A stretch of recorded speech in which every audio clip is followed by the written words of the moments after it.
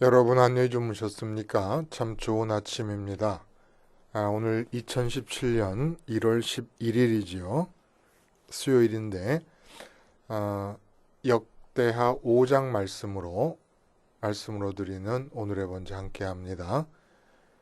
1절부터 14절까지 기록되어 있습니다. 오늘 이제 다 완성되고 모든 기구가 만들어진 성전 안에 지성소가 있지 않습니까? 그 지성소에 드디어 법궤를 언약궤라고도 하는 법궤를 들여놓는 내용입니다. 그래서 우리는 마지막 11절부터 마지막까지 읽어보겠습니다.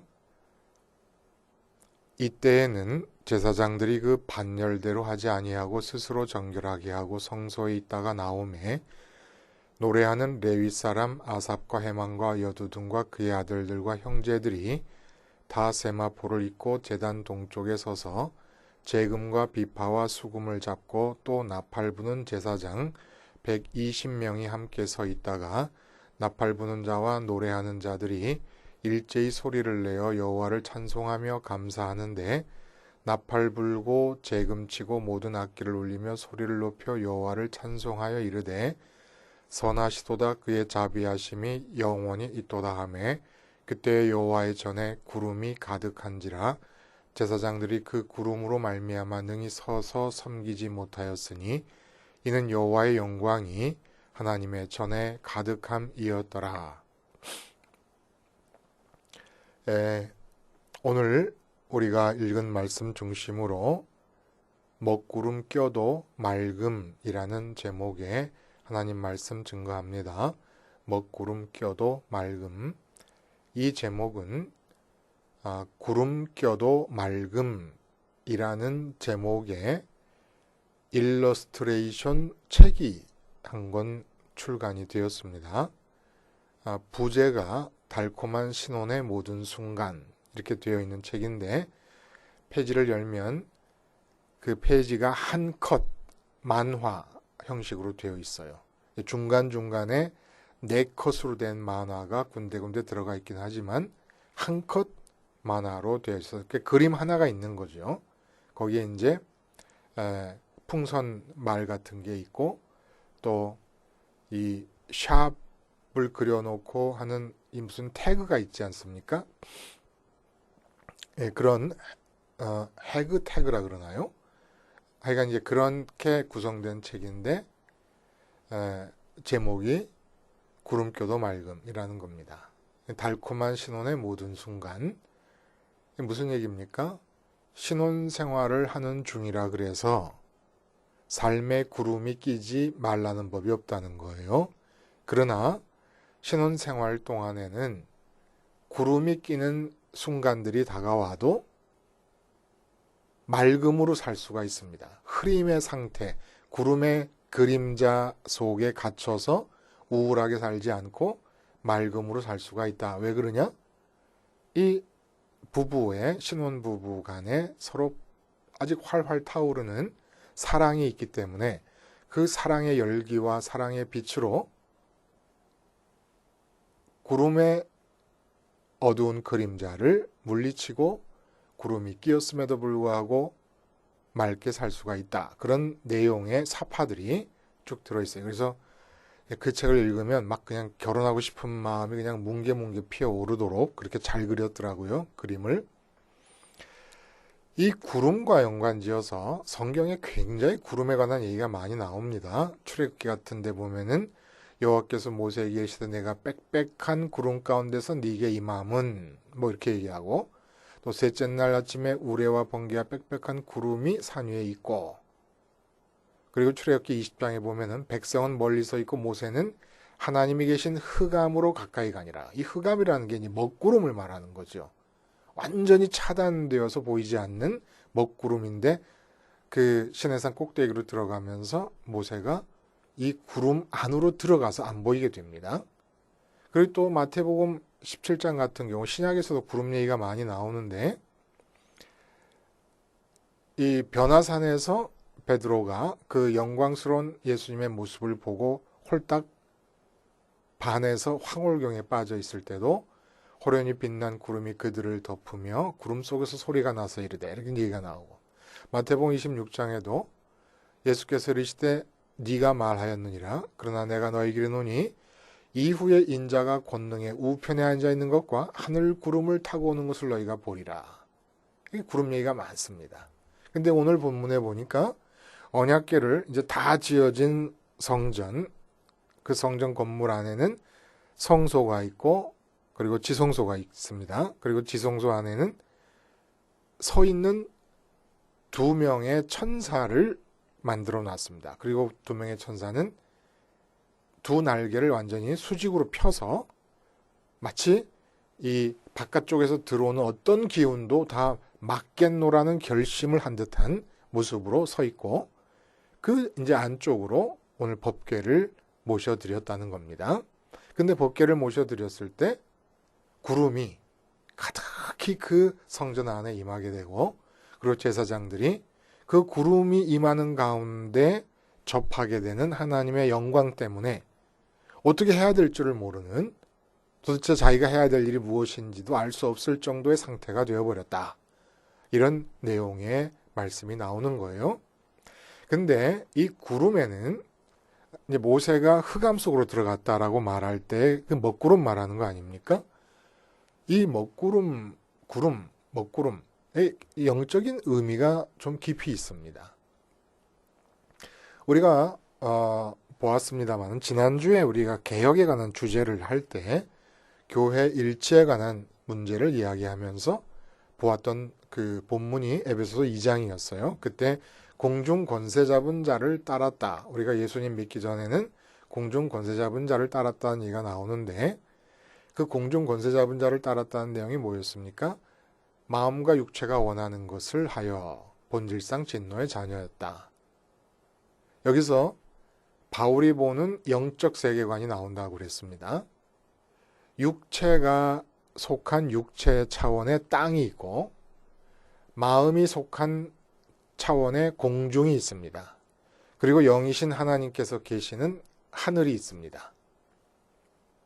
그래서 원래 사람이 지어지기를 공중에 있는 마음이 땅에 있는 육체가 오감관으로 접하는 것들에 매여서 끌려서 붙잡혀서 반응하며 살아가는 게 아니고, 육체가 무엇을 보든지 간에 마음은 위쪽으로 하늘에 계신 하나님께 드림으로써 육체가 만나는 것에 대해서 하나님이 반응하는 반응이 내 육체를 통해 나타나게 되어야 된다는 거였습니다. 내가 예를 들어 돈을 보고 있다 그러면 이제는 지금 상황에선 사람들이 육체로 보는 돈, 육체로 만지는 돈에 마음이 즉각적으로 반응하고 거기 매이게 되지만은, 타락하기 전에는 그 마음이 먼저 하나님께로 갑니다. 그럼 하나님이 돈을 보고 계시잖아요. 그럼 그 보고 눈앞에 있는 그 돈을 하나님이 보고 계시면서 그 돈을 하나님께서 이렇게 저렇게 해야 되겠다라고 하는 뜻이 계시면 하나님께로 간 내 마음에 그 하나님의 돈에 대한 뜻이 전달이 돼가지고 내 육체가 그 돈에 대해서 하나님 뜻대로 움직이면서 쓰게 돼 있었다라는 그런 얘기입니다. 그래서 보면 마음과 육체가 원하는 것을 하여 이렇게 됐어요. 그러니까 마음이 육체가 보는 것들에 매여서 반응을 하며 살게 됐다는 거예요. 그러니까 어떤 일이 벌어졌습니까? 마음이 있는 공중과 영이신 하나님께서 계시는 하늘 사이가 먹구름으로 가려져 버렸어요. 차단이 되어버렸다는 겁니다. 마음이 위로 올라가는 길이 차단이 돼서, 그래서 공중의 권세를 마귀가 잡았다는 얘기를 하는 거라 이겁니다. 그러니까 우리는 지금 기본적으로 먹구름 아래서 살고 있는 거예요. 근데 먹구름이라는 게 뭡니까?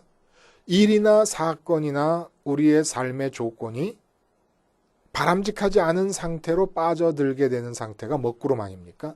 그래서 먹구름이 끼게 되면 걱정이 많은 거예요. 우리나라 지금 나라 안에도 최순실 게이트로 먹구름이 끼었습니다. 근데 그새 또 문제가 생겨가지고 일본은 일본대로 소녀상 때문에 위안부 그 할머니들을 기리는 소녀 그 기념하기 위한 소녀상이 세워진 것 때문에 한일 통화 스와프 협정을 무효로 만든다 그래서 보복을 한다.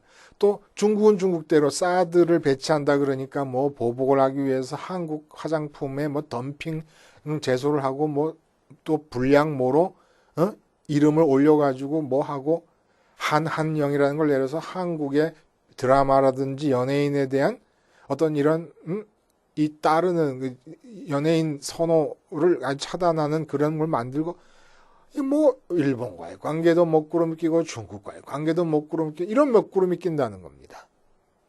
근데 우리 눈에 확인되는 상황이 이래서 먹구름이 끼는 게 아니에요. 일본과의 관계가 좋습니다. 중국과의 관계도 좋습니다. 나라도 아주 훌륭한 대통령이 잘 다스리고 있습니다. 그래도 본질적으로 공중권세 잡은 자에 의해서 마음이 하늘과 차단이 되는 바람에 먹구름 아래 살게 돼 있다는 거예요. 재벌이 돼도 먹구름 아래 재벌이요. 대통령이 돼도 먹구름 아래 대통령이요. 서울대학생이 돼도 먹구름 아래 서울대학생이요. 그렇게 살고 있다는 겁니다. 그래서 오늘 본문에 구름이 나오는데 이 점을 알고 우리가 보면 좋다는 거예요. 그래서 옛날에 구름이라는 것은 그 옛날 사람들에게 이 사람들이 살고 있는 땅의 세상과 하늘의 세상 사이에 구름이 끼어 있으니까 구름이라는 것은 언제나 상징적으로 인간이 사는 땅과 하나님이 계신 하늘을 가르는 경계라고 하는 의미가 있었습니다. 상징적으로. 진짜 그 구름 위에 하나님이 계신 건 아니지만은 그 당시 사람들에게 있어서는 구름이 그런 경계의 의미가 있었기 때문에 하나님께서 구름 속에 임재하시는 일이 많아진 거예요. 실제로 좋지 않은 의미에서 부정적인 의미에서 공중권세 잡은 자라고 하는 그 말이 나오는 맥락 속에서도 구름이라고 하는 것은 어쨌든 그 구름 위에는 하나님이 계신 하늘이 존재하는 경계선입니다. 타락을 염두에 두더라도 그러므로 구름이 우리 앞에 빽빽하게 임했다는 얘기는 그 구름 위에 하늘이 이 땅에 내려왔다는 얘기예요. 그러니까 마치 비행기가 하늘을 나르는 것이 비행기 아닙니까? 근데 땅에 내려와 있어요. 왜 그래요? 사람을 태워갖고 올라가느라고. 그런 것과 마찬가지로 지금 언약궤가 들어온 상태에서 제사장과 레위인들이 찬양을 하고 있는 가운데 구름이 온 성전 안에 가득히 임했다는 얘기는 그 구름 위에 하늘이 이 땅으로 내려왔다는 얘기고, 이걸 거꾸로 말하면 지금 성전의 마음이 집중되어 있는 이스라엘 사람들의 마음이 구름 위로 올라갔다는 얘기를 뜻한다는 겁니다. 구름 위로 올라갔다는 거예요. 그러니까 구름 위 하늘에 계신 하나님께로 갔다는 얘기를 뜻하는 겁니다. 그래서 우리는 이렇게 얘기할 수 있다는 거예요. 먹구름 껴도 맑음. 먹구름 껴도 맑게 살 수가 있다는 겁니다. 이건 기상캐스터가 할 수 있는 말은 아니죠. 먹구름이 끼었으면 흐릴 수밖에 없지만 그럼 어떻게 먹구름이 끼어도 맑게 살 수가 있는가? 구름 끼어도 맑음이라는 책에서 배성태 작가는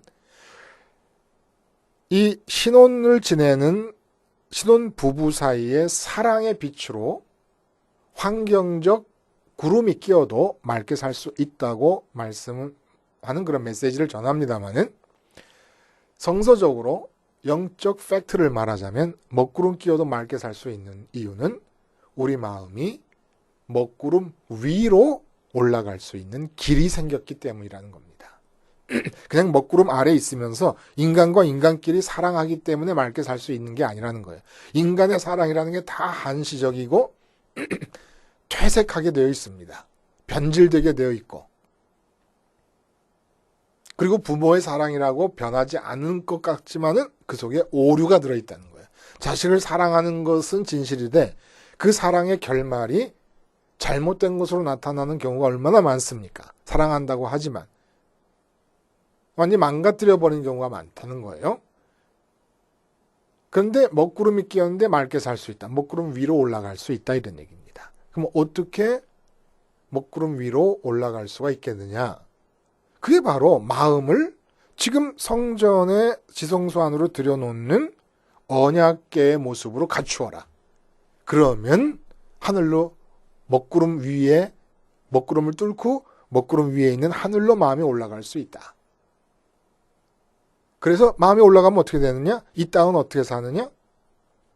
육체가 만나는 모든 것들에 대한 하나님의 뜻이 내 마음에 전달되면서 그 마음에 전달된 하나님의 생각대로 내 몸이 움직여가면서 살게 된다. 그게 맑게 산다는 겁니다. 그래서 성전에 등대를 두면서 등대의 존재가 뜻하는 바가 뭡니까? 그게 맑게 사는 거예요. 맑게 사는 것. 그리고 떡상이 말하는 배부르게 사는 것. 어떻게 그게 가능하냐? 구름 위로 마음이 올라가면 된다. 어떻게 마음이 먹구름 위로 올라가느냐? 먹구름의 그림자가 전혀 없는 삶을 살 수가 있는 이유는 우리 마음이 먹구름 위로 올라갈 수 있다. 어떻게 올라가냐? 마음이 언약궤의 모습을 갖추기만 하면 된다. 언약궤의 모습이 뭡니까? 상자 안에 하나님의 말씀이 기록된, 십계명이 기록된 돌판이 들어있어요. 읽어보시면 그렇게 돼 있다 그래요. 돌판만 들어있다 얘기가 나옵니다. 그리고 그 언약궤를 두는 지성소에 두 천사가 서서 날개를 펴서 막습니다. 마음을 지키라는 거예요.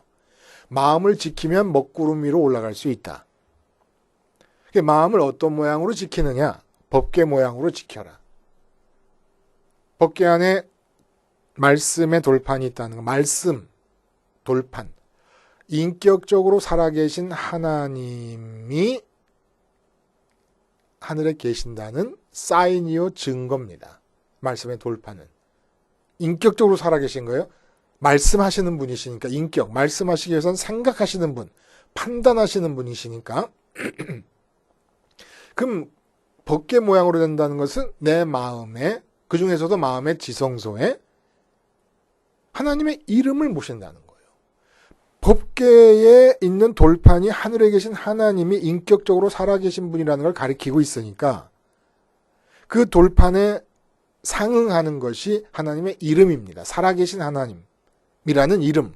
그래서 마음의 지성 살아계신 하나님이라는 이름을 담기만 하면 우리 마음은 먹구름 위로 올라가게 되어 있다는 겁니다. 근데 이게 쉽지가 않다는 거잖아요. 그래서 십자가가 등장하는 거예요. 자꾸 내 마음의 지성소에 하나님의 이름 대신에 자식의 이름이 들어오고 건강이라는 이름이 들어오고 미래의 비전을 간다. 그 비전이라는 것도 이름과 같은 의미가 있는 거죠. 아직 내 손에 주어지지 않은 것들. 그걸 마음의 지성소에 담고 그걸 추구합니다. 그걸 왜 추구합니까? 그래야 내가 기쁘고 만족할 거라고 믿으니까. 그러니까 육체로 만나는 것들을 마음의 지성소에 담으면 가라앉습니다. 땅에 있을 수밖에 없습니다. 근데 하늘에 계신, 구름 위에 계신 하늘, 구름 위에 있는 하늘에 계신 그 하나님의 이름을 마음의 지성소에 담으면 마음의 지성소에 담은 그 이름을 우리는 추구하게 돼 있기 때문에 그 존재를 손에 쥐기 위해서 마음이 하늘로 올라간다는 거예요. 그러니까 하늘로 올라간 그 구름 위에 있는 마음이 가라앉지 않으려면 육체로 만나고 있는 것들, 이 세상 것들을 마음에 담지 않는 겁니다. 계속해서. 그러려니까 계속 십자가로 죽는 거예요. 옛날 성전에서는 번제단에서 매일같이 상번제, 아니 한 번 드리면 되지, 일주일에 한두 번 드리면 되지, 매일같이 아침 저녁으로 드리는 이유가 뭡니까? 매일같이 상번제에서 죽으면 되는 거예요. 이 세상 것이 가지면 좋겠다, 저것만 있으면 만족할 거라는 생각이 들려고 하는 찰나에 성전에서 연기가 올라오고 있는 거예요. 번제 연기가, 상번제 연기가. 그러니까 내가 죽은 거다. 이렇게 해서 계속해서 마음으로 담지 않습니다. 마음으로 담고 그걸 추구하지 않습니다. 그러면 우리 마음이 구름 위에 머물러 있게 된다는 겁니다. 그러면 이렇게 마음이 구름 위에 머물러 있게 되면 계속해서 십자가 생활을 하는 거예요. 이 세상 육체로 만나는 것들을 마음의 지성소가 담으려고 할 때마다, 마음의 지성소가 담으려고 한다는 것은 저것만 있으면 좋을 텐데, 저것만 있으면 기쁠 텐데, 저거 참 가지고 싶다, 이런 마음이 들 때마다 십자가에서 죽음으로써 아니야, 나는 하나님의 이름을 붙잡고 이제 그 이름이 가리키는 실제 하늘에 계신 하나님을 가질 거야, 이런 마음을 가지면 부활 승천의 동선을 따라서 올라가겠다는 기도를 하게 되고, 구름 위에 있는 하늘에 마음이 머물러 있게 된다는 겁니다. 이때 나타나는 일이 뭐냐는 거예요. 마음이 구름 위에 머물러 있으면 나타나는 일이, 첫째 오늘 본문에 보니까 구름이 임하면서 하나님의 영광이 임했다 그래요. 하나님의 영광이 임했다는 얘기는 늘 말씀드리듯이 사랑하는 여자가 아니면 남자가 상대방 이성에게 온화의 태양이다 그럴 때 그게 무슨 뜻입니까? 나는 지금 내 마음에는 너 말고는 아무도 안 보인다는 겁니다. 그러니까 깜깜한 무대 위에 오직 조명이 비치는 배우만 보이는 거 아닙니까? 이게 바로 영광이라는 거예요. 영광. 근데 하나님의 영광이 가득하다는 얘기는 지금 그 성전 안에 들어와 있는 제사장들과 밖에서 이제 모여 있는 사람들, 그 성전 건물 주변에 모여 있는 모든 사람들에게 마음에 아무것도 안 보인다는 겁니다. 하나님만 보인다는 거예요. 이게 영광이 가득하다는 얘기예요. 이 얘기는 거꾸로 말하면 이런 얘기가 돼요. 누가복음 14장에 예수님이 그런 말씀하시잖아요. 물은 내게 오는 자가 자기 부모와 처자와 형제와 자매와 더욱이 자기 목숨까지 미워하지 않으면 능히 내 제자가 되지 못한다. 이 말은 무슨 말이냐면 이게 살벌해 보여요, 말이. 예? 어떻게 내가 부모를 미워하고 처자를 미워하고 형제를 미워하고 자매를 미워하느냐, 내 목숨까지 미워하느냐. 살벌해 보이지만 이건 무슨 얘기냐면 부모도 있고 처자도 있고 형제도 자매도 다 있고 내 목숨까지 옆에 있어요. 지금 내가 마음이 의식할 수 있는 수준에 다 같은 공간에 있어요. 근데 그런 상황일지라도 옆에 있는 부모가 보이지 않고 처자가 보이지 않고 남편이 보이지 않고 형제와 자매와 심지어는 내 목숨이 어떻게 될 것인가도 보이지 않을 정도로 우리 마음에 예수님만 보이고 하나님만 보이는 것이 예수님을 따라가는 거다 이겁니다. 예수님의 제자가 되는 거다 이거예요. 그래서 변화산에서 베드로가 그 경험을 하잖아요. 산 아래 제자들 동료들이 있고 산 아래서 자기가 하고 싶은 일들이 있었어요. 예수님 따라다니면서 예수님의 능력을 통해 하고 싶은 일이 있었는데 다 잊어버려요. 그리고 오직 변화하신 예수님만을 마음에 보면서 마음에는 변화하신 예수님 말고는 아무것도 안 보입니다. 이게 하나님의 영광이 나타나는 것이고 하나님의 영광이 충만한 것이에요. 아브라함이 본토 친척 고향 아비집을 떠날 때도 어떻게 했다고요? 스데반 집사님이 얘기를 들어보면 영광의 하나님이 그에게 보여 이렇게 얘기합니다. 아브라함 마음에 하나님 말고는 아무것도 안 보이는 거예요. 그러니까 고향 본토 친척 아비집을 떠나라 그러니까 제3자가 볼 때는 아브라함이 정신 나간 사람이 그 치안 부재의 시절에 어딜 떠난다는 얘기입니까? 그 아름다운 아내를 데리고 어딜 떠나 누구한테 뺏길지도 모를 판인데 그런데 하나님밖엔 아무것도 안 보이니까 정신없이 그냥 나가는 거예요. 마음이 구름 위로 올라가면 마음의 지성소가 이 세상의 것을 담지 않고 하나님의 이름만을 붙잡아서 이름이 가리키는 존재가 있는 하늘로 올라가서 나 하나님 갖고 싶어요. 하나님 갖고 싶어요. 그러다가 어느 순간이 빵 터지면 마음에 아무것도 안 보이는 겁니다. 하나님의 영광이 가득하다. 내 마음에 하나님만이 조명을 받는 분으로 보인다는 거예요. 이때 항상 기뻐하라는 사도 바울의 말씀이 무슨 말인지를 알게 된다는 겁니다. 구름 위에서 얻는 기쁨이기 때문에 구름 아래 육체가 속해 있는 이 땅에서 무슨 일이 일어나든지 상관이 없다는 거예요. 그래서 하박국 선지자의 없어도 오직 여호와 하나님만으로 기뻐하리라는 고백이 가능해진다는 겁니다. 어떻게 하면 우리가 마음의 지성소에 돈이라는 이름을 담으면 자나깨나 돈 생각하고 돈 추구하잖아요. 똑같은 거예요. 마음의 지성소에 하나님의 이름을 붙잡고 지성소에 붙잡는다는 건 뭐라고요? 그 이름의 존재를 붙잡아야 내가 행복할 수 있다라고 믿는 겁니다. 그렇게 생각하고 자나깨나 하나님으로 배부르게 해주세요. 하늘에 올라가서 내 마음이 예수님이 하나님 같듯이 그렇게 갖게 해주세요. 예수님 안에서 예수님이 하나님 아버지 때문에 느끼는 기쁨을 나도 갖게 해주세요. 자나깨나 그 기도. 걸으나 뛰나 앉아있으나 자나 그냥 그 생각만 하는 겁니다. 그래서 마음이 하늘로 올라가 있는 거예요. 그러면 이 땅이 상관이 없다는 겁니다. 그리고 마음이 구름에 올라가 있을 때 두 번째 나타나는 느낌은 뭐냐면은 구름 위에 있으면서 이 세상을 바라봐요.